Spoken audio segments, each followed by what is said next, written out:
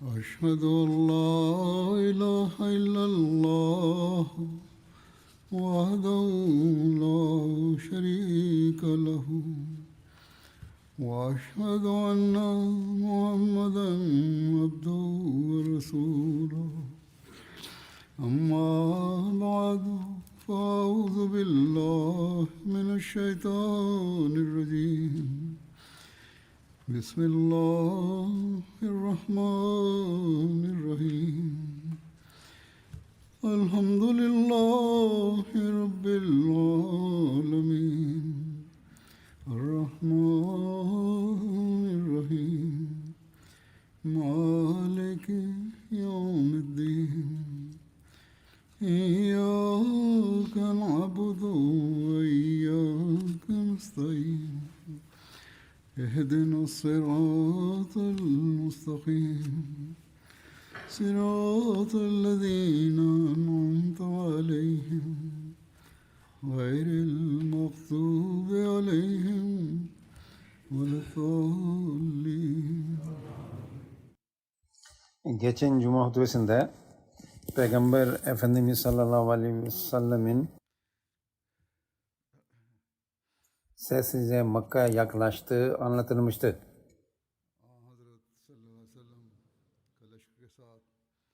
O 10.000 yere ateş yakılmasını sağladı. Abu Sufyan ve onun yandaşları bunu gördüğünde çok korktular. Bunun ayrıntılarını bir miktar önce de anlatmıştım. Bu konuyla ilgili diğer ayrıntıları da anlatacağım. Hazreti Müslim Maud radıyallahu teala anhu bunun şöyle anlatır. Çünkü Abbas Abu Sufyan'ın eski arkadaşıydı. Bundan dolayı o Abu Sufyan'a ısrar ederek süvariye bindirip, yani kendi süvarine bindirip Peygamber Efendimiz sallallahu aleyhi ve sellem'i götürmek istedi. Nitekim onu elinden tutup onu devesine bindirdi ve deveyi koşturdu ve Resulullah sallallahu aleyhi ve sellem'e vardı. Hazreti Abbas Hazreti Ömer'in onu öldürmesinden korkuyordu. Ama Resulullah sallallahu aleyhi ve sellem önceden demişti ki eğer Abu Sufyan birinizin eline geçerse onu sakın öldürmeyin. Bu manzara Abu Sufyan'ın kalbini değiştirmişti, büyük bir değişiklik yapmıştı. Abu Sufyan gördü ki o birkaç sene önce Resulullah sallallahu aleyhi ve sellem bir kişiyle beraber Mekke'den kovmuştu. Ancak bugün 7 sene sonra, henüz 7 sene geçmişken o 10.000 kişiyle, 10.000 Kuddusiyle, Kutsal'le beraber o Mekke'ye geldi. Ve o hiçbir zulüm ve haksızlık yapmadan Mekke'yi ele geçirdi ve Mekkeliler ona karşılık verecek durumda değildiler. O Peygamber Efendimiz sallallahu aleyhi ve sellem yaklaşırken hem bu düşüncelerden dolayı hem korkudan dolayı o mebhut olmuştu, korkmuştu. Peygamber Efendimiz sallallahu aleyhi ve sellem onun bu durumunu görünce Hazreti Abbas'a şöyle dedi: Abu Sufyan'ı yanına al, gece seninle geçirsin. Sabahleyin onu bana getir. Nitekim gece o Hazreti Abbas'ın yanına geçirdi. Sabahleyin onu Resulullah sallallahu aleyhi ve sellem, Hazreti Abbas onu Resulullah sallallahu aleyhi ve sellem getirdiğinde sabah namaz vaktiydi. Mekke'dekiler namazın ne olduğunu, sabah namazın ne olduğunu nereden bileceklerdi? Abu Sufyan Müslümanların ibriklerle, su dolu ibriklerle birilerini abdest alırken gördü, birilerini safa durduğunu gördü. O zannetti. Herhalde beni bir eziyet çektirmek için bir plan yapılıyor. Nitekim o korkarak Hazreti Abbas'a şöyle dedi: bunlar sabah sabah ne yapıyorlar? Hazreti Abbas korkma dedi. Bunları namaz kılacaklar. Bundan sonra Abu Sufyan gördü ki binlerce Müslüman Peygamber Efendimiz sallallahu aleyhi ve sellem arkasına durdu. O rukuğa gittiğinde Müslümanlar rukuğa giderdi. O secdeye gittiğinde Resulullah sallallahu aleyhi ve sellem secdeye gittiğinde herkes secdeye varırdı. Hazreti Abbas önce hiç namaza Ebu Süfyan sordu Abbas'a bu ne yapıyorlar bunlar? Ben Muhammed sallallahu aleyhi ve sellem'in yaptığını bunların da yaptıklarını görüyorum. Ne yapıyorlar bunlar? Hazreti Abbas şöyle dedi. Sen hangi durumdasın? Bu namaz kılıyorlar bunlar. Ancak Muhammed sallallahu aleyhi ve sellem eğer bunlar emir ederse yemek yememe konusunda bunlar yeme içmeyi terk ederler. Ebu Süfyan şöyle dedi. Ben Kisra ve Kayser yani Bizans İmparator ve Pers İmparator'un onun da sözünü de çıktım ama onun milletine böyle fedakar görmedim. Bu kadar böyle aşık görmedim. Hazreti Abbas dedi ki sen bugün Muhammed sallallahu aleyhi ve selleme gidip ondan milletin için dilemeyecek misin? Bunu yapmaya razı değil misin? Ebu Süfyan namaz bittikten sonra Hazreti Abbas onu Ebu Süfyan alıp Resulullah sallallahu aleyhi ve sellem'in yanına gitti. Resulullah sallallahu aleyhi ve sellem dedi ki ey Ebu Süfyan sana Allah'tan başka mabudun olmadığı gerçeği anlaşılmadığı zaman gelmedi mi? O şöyle dedi benim anne babam sana feda olsun sen çok efendi bir insansın çok akraba perversin ben Allah'tan başka bir ilah olmadığını çok iyi anladım. Eğer başka bir ilah olsaydı mutlaka bize yardım ederdi. Bundan sonra Resulullah sallallahu aleyhi ve sellem dedi ki ey Ebu Süfyan acaba benim Allah'ın peygamberi olduğuna inanman zaman gelmedi mi? O dedi ki benim anne babam sana feda olsun. Bu konuda benim içinde tereddütlerim vardır. Ebu Süfyan'ın tereddütüne rağmen onun yanındaki iki kişi Mekke'den çıkıp Müslüman ordular haberlerini öğrenmeye gelmişlerdi. Onlar birisi Hakim bin Hizam idi. Onun arkadaş Müslüman oldu.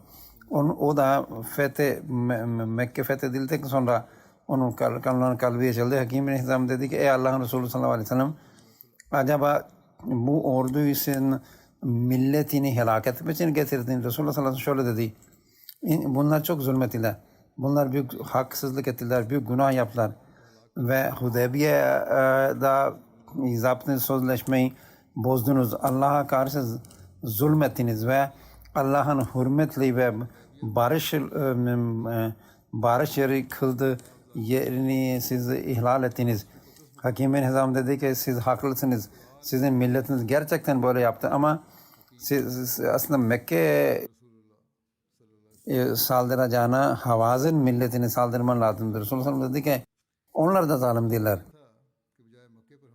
Ancak ben Allah'tan umuyorum ki o Mekke'nin fethi ve İslam'ın galibesi ve Havazin'in yenilgi olaması bunları hepsini benim elimle gerçekleştirecektir.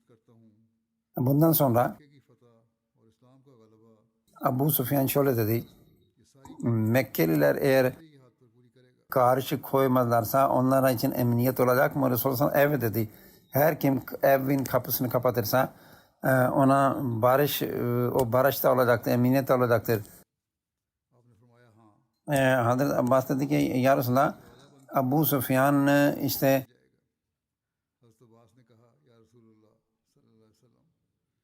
İzzetini çok seviyor. O bundan dolayı soruyor. Kendisine saygı göstermesini istiyor. Sonrasında dedi ki kim bunun Ebu Süfyan evine giderse ona da içinde emniyet olacak. Kim evin kapısını kapatırsa ona da barış temin edilecektir. Kim Hakim bin Hizam'ın evine giderse ona da barış temin edilecektir. Garanti edilecektir. Bu bütün Bahçe Tefsirul Kur'an isimli kitabında bu vardır. Hazreti Mesih Maud Aleyhisselam şöyle buyuruyor. Peygamber Efendimiz sallallahu aleyhi ve sellem zamanında Abu Sufyan çok firaseti az olan bir insandı. Peygamber Efendimiz sallallahu aleyhi ve sellem Mekke fethettiğinde ona sordu. Sen benim peygamber olduğuna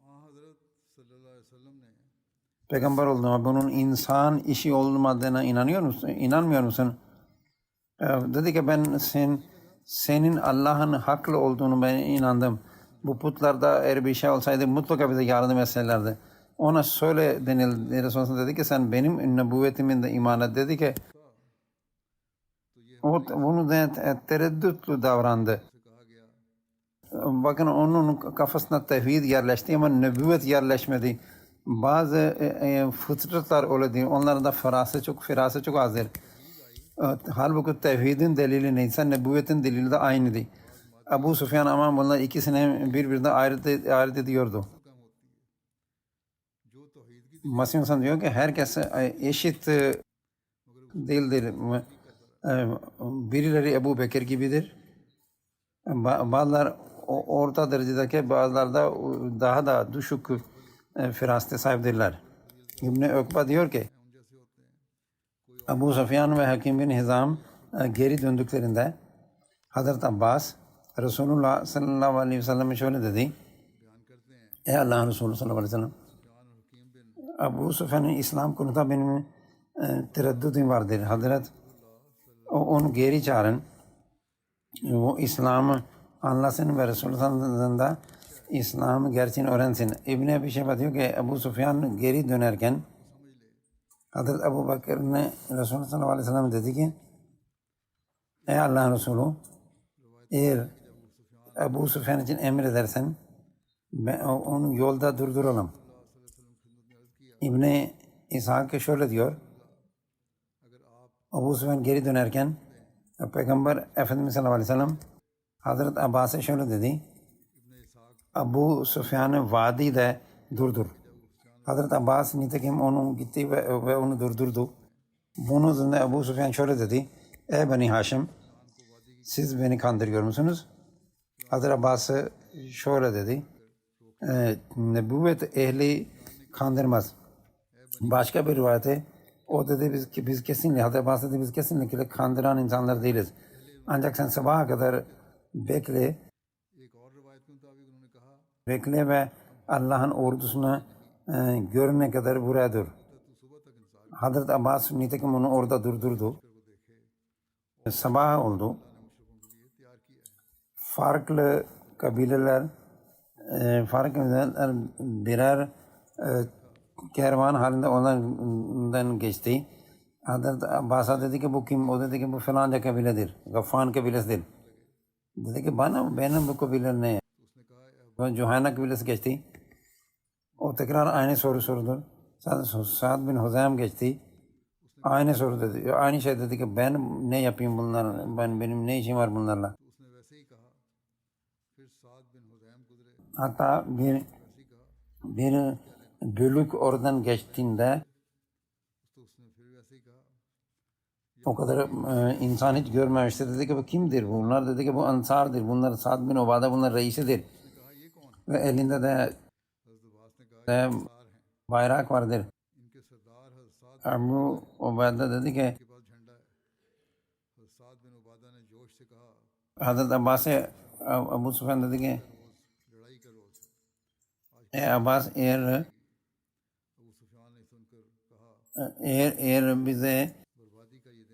biz eğer savaşabilseydik ne güzeldi ama onu da yapamazdık. Sonra küçücük bir orada kervan geçti. Bunca Resulullah sallallahu aleyhi ve sellem ashab-ı kiram vardı. Peygamber Efendimiz sallallahu aleyhi ve sellem'in sancağı Hazreti Zübeyir bin Avvam'ın elindeydi. Başka bir rivayet şöyledir.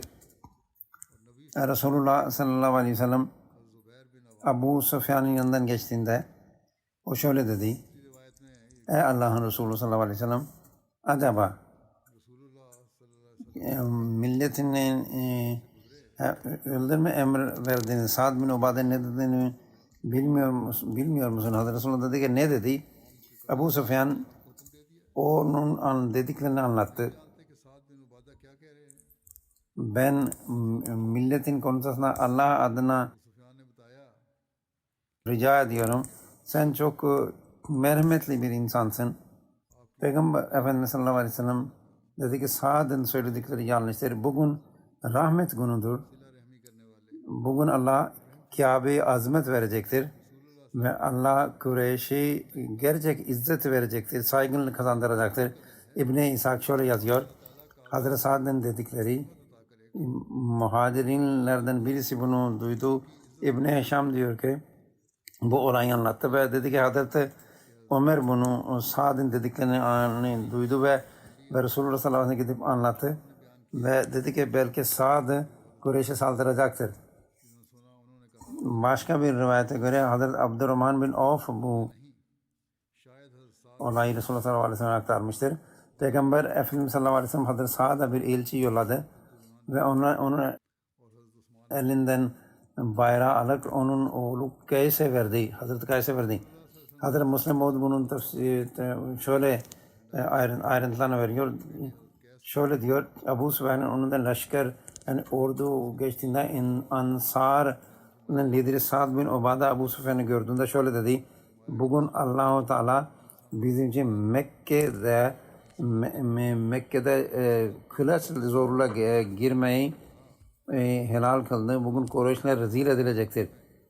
Abu Süfyan yanına Resulullah sallallahu aleyhi ve sellem geçtiğinde o yüksek sesle Resulullah sallallahu aleyhi ve selleme ey Allah'ın Resulü sen milletinin öldürülmesini emir verdin. Saad ve onun yanındakiler şunlar söyleyip buradan geçtiler. Ve bunu yüksek sesle söylediler. Bugün savaşılacaktır ve bugün Mekke'nin hürmetli olmaz bizi savaştan durduramaz ve biz Kureyşlileri rezil edeceğiz diye buradan geçti. Ey Allah'ın Resulü sen çok merhamet eden, çok iyi bir insansın, çok merhametli bir insansın. Acaba bugün sen milletin zulmünü unutmayacak mısın? Abu Sufyan'ın bu dediklerini duyan deyince Mekke'deki muhacirler ki onlar Mekke yollarında, sokaklarında dövülüyorlardı. Onlar çırpındı ve içlerinde Mekkeliler'de merhamet duygular kabardı. Onlar dediler ki ey Allah'ın Resulü sallallahu aleyhi ve sellem Ansar Mekkelilerin zulümlerini duydular ve bundan dolayı onların bugün Mekkelilerle ne yaptıklarını biz bilemeyiz. Resulullah sallallahu dedi ki ey Ebu Sufyan bugün merhameti günüdür. Bugün Mekke'nin azameti günüdür. Ve Saad Resulullah sallallahu bir kişini yolladı ve sancağını oğluna verdi. Böylece Resulullah sallallahu aleyhi ve sellem hem Mekkelilerin gönlünü kazandı hem de Ansar'ın gönüllerini kazandı. Ve Resulullah sallallahu aleyhi ve sellem Kays'e güveniyordu. Çünkü o çok efendi bir gençti. O kadar genç ki tarihte geçenlere göre onun vefat gününde bazı insanlar onun geçmiş oldun demeye geldiklerinde o arkadaşına sordu. Neden insanlar beni tanıdıklar halde beni halimi sormaya gelmediler? Bunun üzerine o ziyaretçiler dediler ki sen çok cömert bir insansın ve insanlara borç vermişsin. Onlar zor durumdayken herkese verdin. Birçok kişi sana borçludur. Bundan dolayı onlar senin iadetine, sana geçmiş deliklerinde bulunmaya gelmediler. Sen onların para istersin, borcunu istersin diye endişe ettiler. Bunun üzerine dedi ki onlar benden dolayı bu kadar sıkıntı mı çektiler? Gidin bir nidacı her yerde nida versin ki herkese borcunu sildi, affetti. Bunun üzerine o kadar kişi ona ziyarete geldi ki onun evinin merdivenleri kırıldı. Bir sahabe diyor ki bana izin ver ey Allah'ın Resulü ben Mekkelilere gideyim. Ve sonra onlara izin verdi ve Mekke'ye girdi. Şöyle dedi ey ehli Mekke İslam kabul edin kurtulacaksınız. size o kadar büyük bir ordu geldi ki ona karşı koyma gücünüz yoktur. Hazreti Müslim radıyallahu teala şöyle diyor, ordu oradan geçtikten sonra Hazreti Abbas Ebu Süfyan'a şöyle dedi.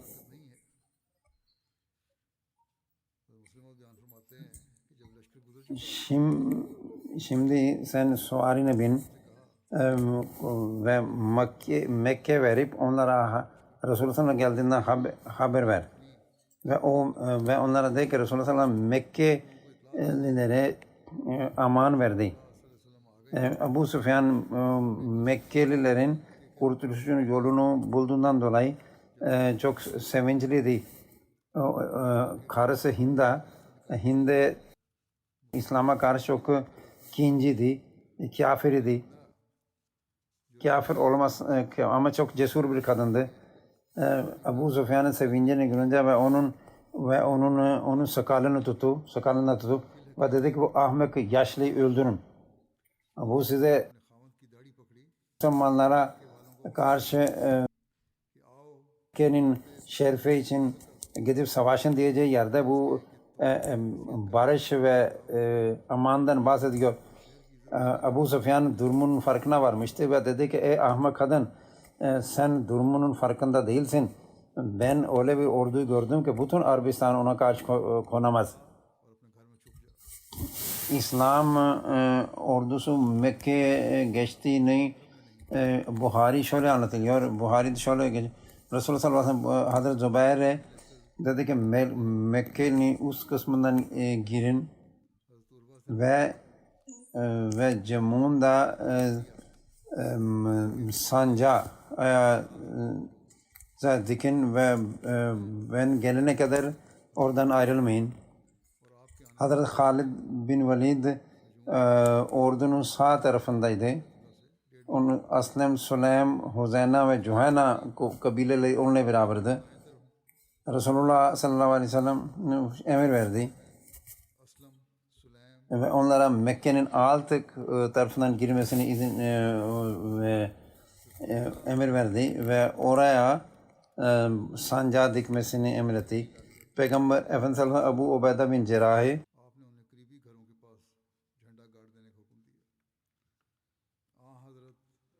de reis olarak tayin etti. Kendi bütün bu liderler demişti ki kimseyle savaşılmayacaktır. Birisi onlarla savaşmadıkça kimseyle savaşılmayacaktır. İbn-i İshak diyor ki Ebu Süfyan, İkrime ve Süheyl Resulullah sallallahu aleyhi ve sellem savaşmak için insanlar çağırdılar. Onlar Mina yolunda insanları topladılar. Kureyş, Benu Bakır ve Huzeyl insanlar onlara geldi, kabileler onlara geldi. Onlara silah vardı. Onlar yemin ederek Muhammed sallallahu aleyhi ve sellem hiç Mekke'ye giremez diyorlardı. Benu Nadir ve Ebu Bekir'in bir kişi Cümeyş bin Kays Resulullah sallallahu aleyhi ve sellem'in geleceği hakkında duyduğunda kendi silahını düzeltmeye başlayınca onun karısı dedi ki ne için hazırlanıyorsun? O dedi ki Muhammed sallallahu aleyhi ve sellem onun arkadaşlar geliyorlar. Bunun üzerine dedi ki Allah adına yemin olsun ki Muhammed sallallahu aleyhi ve sellem onun ashabının yanında karşısında hiçbir şey duramaz. Bunun üzerine adam kibirli olarak şöyle dedi.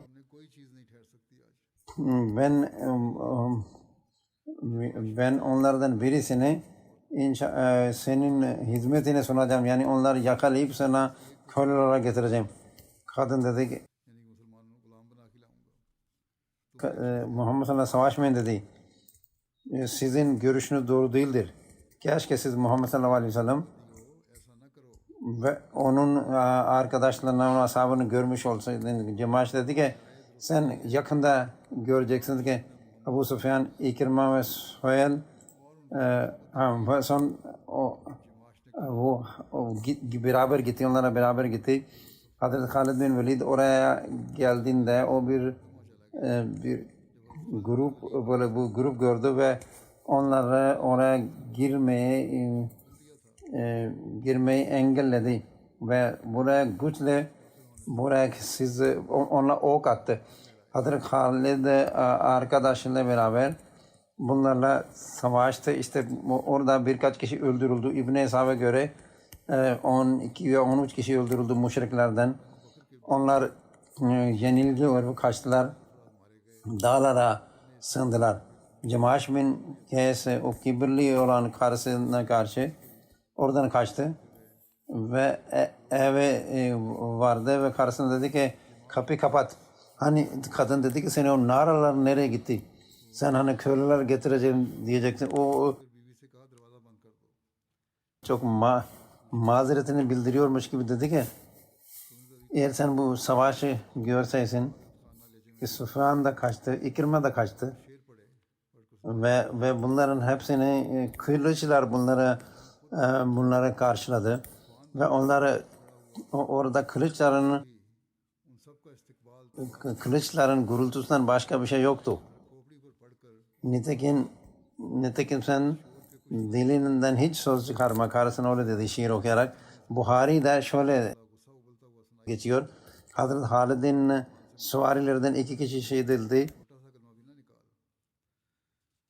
Bukhari में है कि हज़रत खालिद के घुड़सवारों में से 2 शख्स मारे गए, हज़रत जुबैश बिन अशर और हज़रत Mekke'dekiler için ilan barış ve emniyet ve aman konusu hakkında şöyle yazıyor.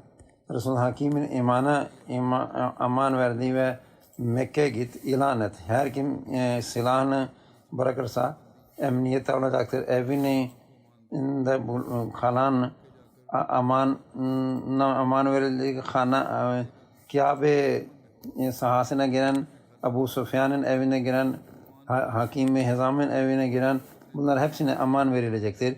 Mekkeliler aman वो अमान पाएगा और जो हकीम बिन हिज़ाम के घर में दाखिल हो जाएगा amana kavuştuğunda Resulullah sallallahu aleyhi ve sellem kendi o fedakar arkadaşlar unutmamıştı. Onun gözünün önünde hep o zulümler vardı. O Mekke sokaklarında yapılan zulümler ve haksızlıklar vardı. Ve Bilal da onun aklındaydı. Çünkü onun elleri kolları bağlayıp onu Mekke sokaklarına sürüyorlardı. यहाँ उन्हें पथरेली Hazreti Bilal da orada ve onun elinde de o mandıralar mutlaka इस फातह फौज में शामिल था। dolaşıyordu. Resulullah sallallahu aleyhi ve sellem onu da intikamını çok güzel bir şekilde aldı.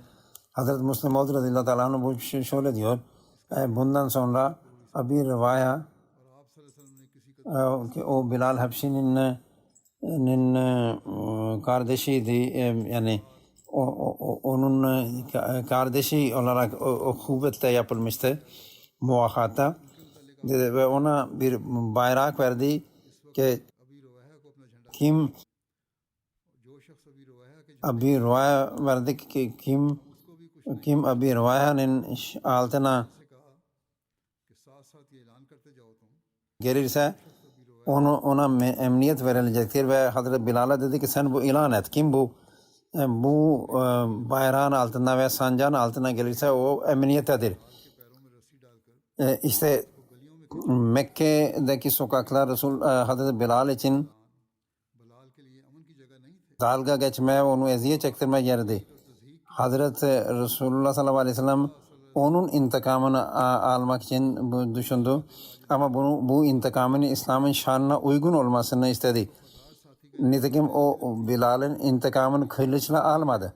Ve onların इस्लाम की शान के मुताबिक हो। tersine onun kardeşinin eline bir sancak verdi ve Hazreti Bilal'i onun yanına gönderdi ki her kim benim kardeşimin sancağın altına gelip durursa ona aman verilecektir. Bakın bu ne güzel bir intikamdır. Hazreti Bilal radıyallahu teala anh'ın bunu ilan ettiğinde ey Mekkeliler gelin ve benim kardeşimin sancağın altına durun. Bu size aman verilecektir. O bunu ilan ettikçe onun kalbi intikam duygularından ister istemez uzaklaşıyordu. Ve o düşünüyordur ki Muhammed sallallahu aleyhi ve sellem'in aldığı intikam şeklinden daha güzel bir intikam olamaz. Başka bir yerde Hazreti Müslim şöyle diyor. Bu olay da en azimuşşan ise Bilal'in sancadır. Resulullah sallallahu aleyhi ve sellem Bilal'in sancağını yaptı ve dedi ki kim Bilal'in sancağının altına gelip durursa ona emniyet verecektir, aman verecektir. Aslında reis Resulullah sallallahu aleyhi ve sellem ama Resulullah sallallahu aleyhi ve sellem bakın hiçbir sancağı yoktu. Ondan sonra fedakarlıktan Ebu Bekir'di ama onu da bir sancağı yoktu. Bundan sonra Müslüman olan reis Hazreti Ömer'di. Onun da bir sancağı yoktu. O gün Osman radıyallahu anh için bir sancağı yoktu. Ve o kendisi onun damadıydı. Onun da bir sancak verilmedi. Onun için de bir hazırlanmadı. Ondan sonra Hazreti Ali kendisi kardeşiydi ve onun damadıydı ama Hazreti Ali için de hiçbir sancağı hazırlanmadı. Hazreti Abdurrahman bin Avf idi. Öyle bir kişiydi ki onun için Resulullah sallallahu aleyhi ve sellem şöyle demişti. O hayattayken Müslüman, o hayatta kaldıyken Müslümanlar arasında ihtilaf olmayacaktır. Resulullah onun için de bir sancak yapmadı. Hazreti Abbas kendisinin amcası onun için de böyle bir şey hazırlanmadı. Bütün reisler ve insanlar vardı. Hazreti Halid bin Velid çok büyük bir insandı. Bir reisin oğludu. Amr bin As bir reisin oğludu. Buna benzer çok büyük insanlar vardı. Ama hiç kimse için bir sancağı hazırlanmadı. Eğer bir sancağı hazırlandıysa o Bilal için hazırlandı. Onun sebebi neydi? Bunun sebebi şuydu.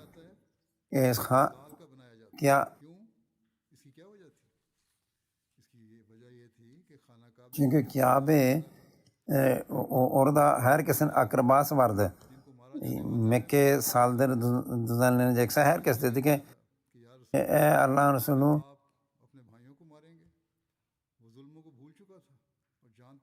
Hazreti Ömer diyordu ki Allah bu kafirler öldürülsün ama Resulullah onu affetmeye gelince o herkes öyle düşünüyordu.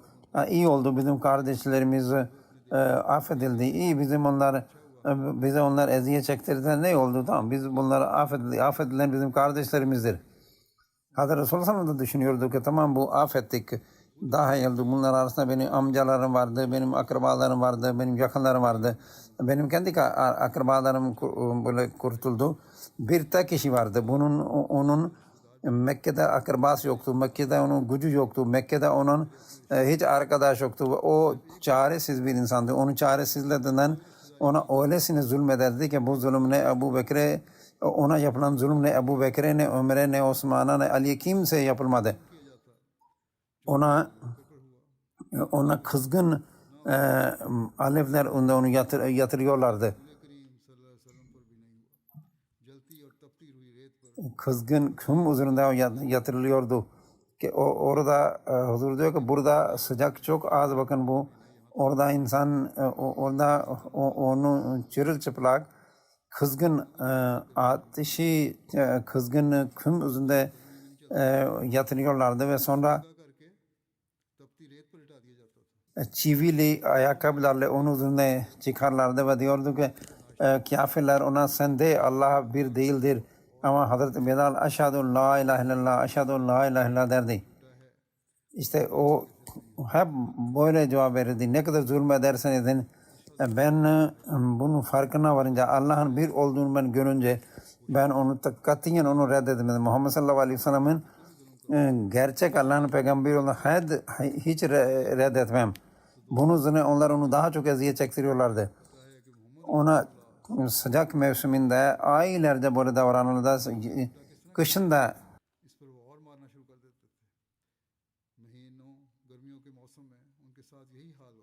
ve kollarını bağlayıp onun Mekke'nin o sokaklarında onu sürüklerlerdi ve diyorlardı ki Resulullah Allah ve onun peygamberini reddediyorlardı. İşte İslam askeri şimdi bu Mekke'ye geldiğinde Hazreti Bilal düşünüyor düşünüyordur. Onun içinden bu geçiyordur ki bugün benim için de intikam alınacaktır. Ama o zaman Resulullah sallallahu aleyhi ve sellem kim Ebu Sufyan'ın eline girerse, kim Kabe'ye girerse, kim silahsız olursa, kim evin kapısını kapatırsa bunlar hepsi affedilecektir. O zaman Bilal düşünüyor olabilir. Herkes affediliyor. Bu iyi, güzeldir bu affedilmesi ama benim intikamım nasıl alınacaktır? Bunun Hazreti Resulullah sallallahu aleyhi ve sellem gördü ki bir tek kişi var benim affımdan dolayı onun kalbi rencinde olabilir. O da Bilal'dir. Çünkü affedilen kişiler onun kardeşi değiller. Ona verilen izzet kimse verilmedi. Bunu düşünerek Resulullah sallallahu aleyhi ve sellem ben bunun intikamını alacağım diye düşündü. O intikamım öyle alacaktı ki benim nübüvvetimin şanı da korunacaktır ve Bilal'in kalbi de rahatlayacaktır. Nitekim Resulullah sallallahu aleyhi ve sellem Hazreti Bilal'in sancağını hazırladı ve onu eziyet çektiren, onun kızgın küm üzerinde onu eziyet çektiren onlara Resulullah sallallahu aleyhi ve sellem dedi ki eğer sizler bugün kendinizi kurtarmak istiyorsanız o zaman Bilal'in sancağı altına giriniz. İşte bence ne zamandır bir dünya yaratılırsa, ne zamandan beri intikam almaya alıştıysa, ne zamandan böyle insan güce sahip olduysa bu kadar yüce ve şerefli bir intikam hiç alınmadı. Resulullah Hazreti Bilal'in sancağı oraya dikildiğinde Hazreti Bilal'i eziyet o kafirler o Bilal'e eziyet çektiren kafirler kendi çocuklarını, kendi nesillerini, kendilerini, kendi karlarını, kızlarını korumak için Bilal'in sancağı altına getiriyorlardı. O zaman Hazreti Bilal mutlaka düşünüyordu ki ben bunu alabilir, ben intikam alabilir miyim, alamaz mıyım? Ama bu öyle bir intikamdır ki onların başı benim ayaklarına eğdi, benim ayakkabılarıma eğdi.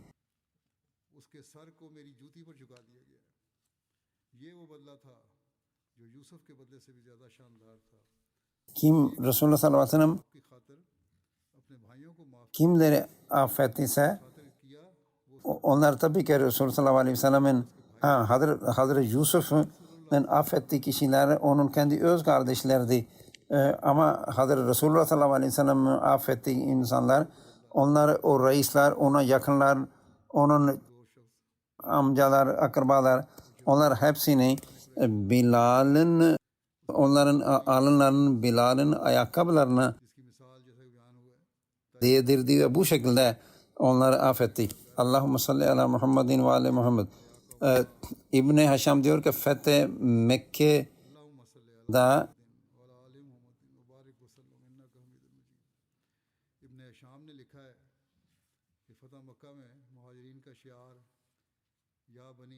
her kabilenin bir şiar vardı.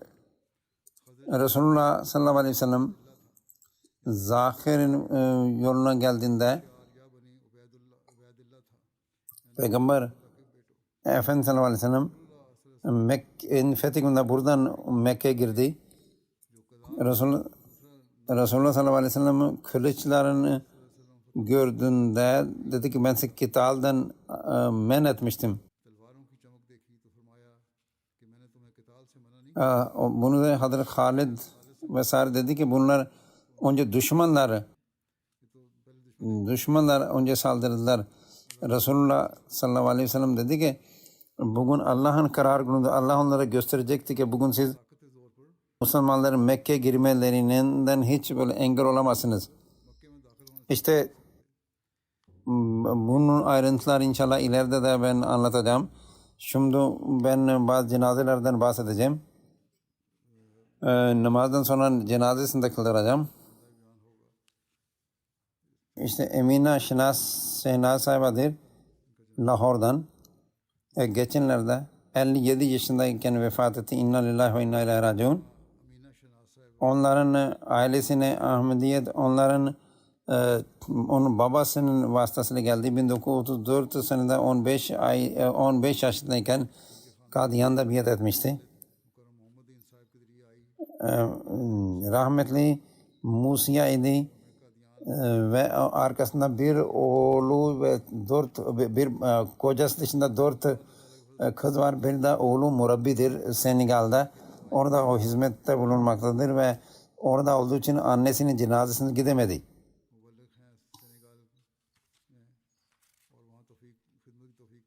Oğlu murabbi Veciullah şöyle diyor. Annem çok iyi bir kadındı. Namaz ve oruca çok bağlıydı. Kur'an devamlı okurdu.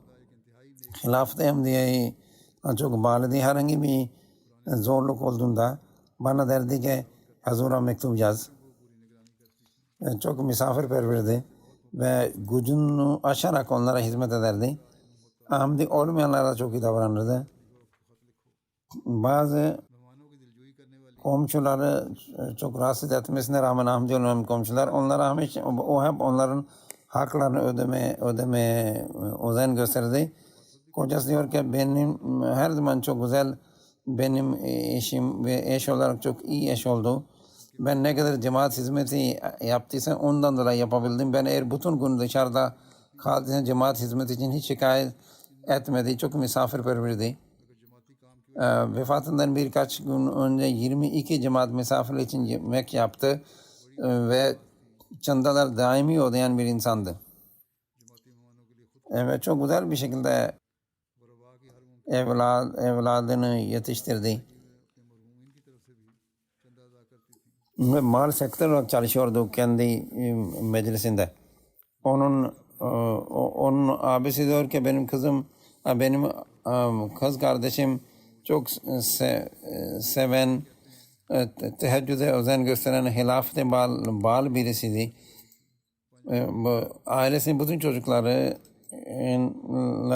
namaza telkinde bulunurdu. Onların namazı kılmaya alıştırırdı. Ahmadi olmayanlarda iyi ilişkisi. Ahmadi olmayan birisi diyor ki Ahmadi olmayan bir komşu diyor ki benimle 20 senedir bir kardeş gibiydi. Benim çocuklarım için bir anne idi. Her işte bana çok güzel fikir verdi.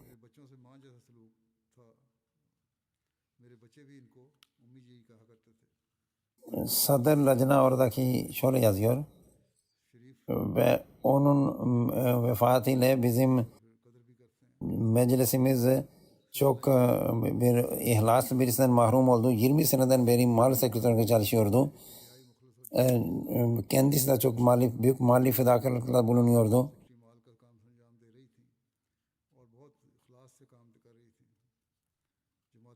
Sıcak günlerinde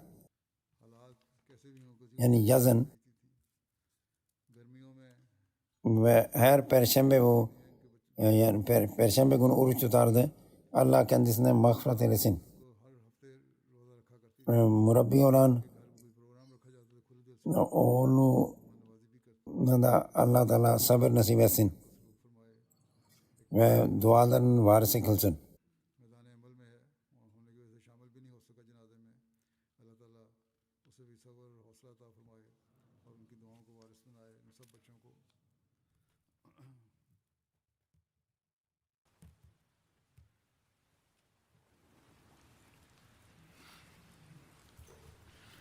Elhamdülillah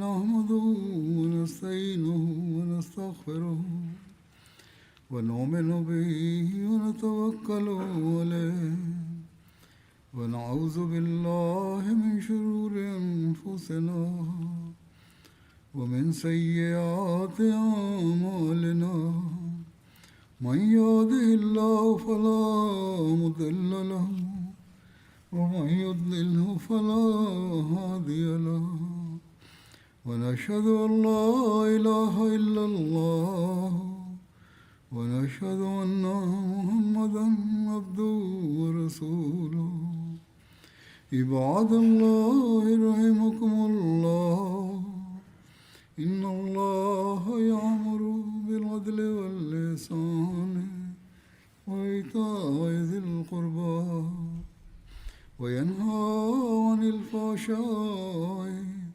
والمنكر والبغي يعظكم لعلكم تذكرون اذكروا الله يذكركم وادعوه يستجب لكم ولذكر الله أكبر.